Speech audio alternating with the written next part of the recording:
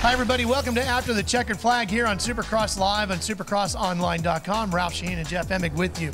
The big story before the racing got underway in Toronto was the fact that James Stewart, the two-time Monster Energy champion, not in competition. Jeff still dealing with the injuries from that crash in Indianapolis. Yeah, and the key point there was injuries. It wasn't just the concussion that he suffered. He also hurt one of his legs and told us that he broke a couple of bones in his hand. So it'd be interesting to see if that keeps him off of the Monster Energy circuit for much longer than just a week or two.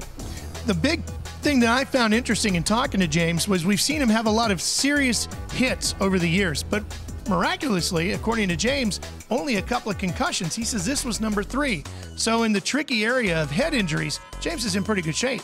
Well, yeah, I mean, either that or his count is off and he doesn't remember some of them. But, you know, James has, he's taken some hard hits because he lays it all on the line every time he gets on the bike. And he goes for the win each and every time. So I hope that he gets back on the bike soon and that he can join us here. But definitely made the right call by setting out here tonight with the head injury. Head injury, excuse me. The challenge here in Toronto for the rest of the field was the racetrack. Ryan Villopoto still found his way to the top step of the podium. He just keeps racking up the wins and extending the points lead. And that 21st rider in the gate, that racetrack sure was tough tonight. Yeah, the track was tough here tonight, and the really important thing was to get out front with the hole shot and be able to ride your own race. Of course, for Villopoto, he did exactly what he needs to do. He's been the fastest guy, he's been the strongest guy.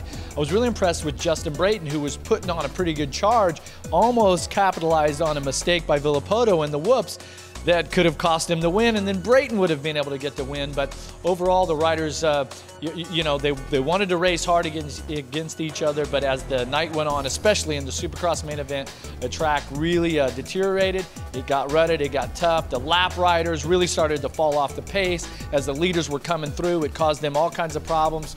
But Villopoto, your reigning champion, your points leader, still found a way to win, and that's what champions do. It was the only trip to Canada this year for the Monster Energy AMA Supercross FIM World Championship Tour. We're going to have our second visit to Texas next week. We'll be in Reliance Stadium, this time in Houston. You'll see the Monster Energy class on CBS Sports and the Supercross lights on Speed. For Jeff Emig, I'm Ralph Sheheen. We'll see you from Texas.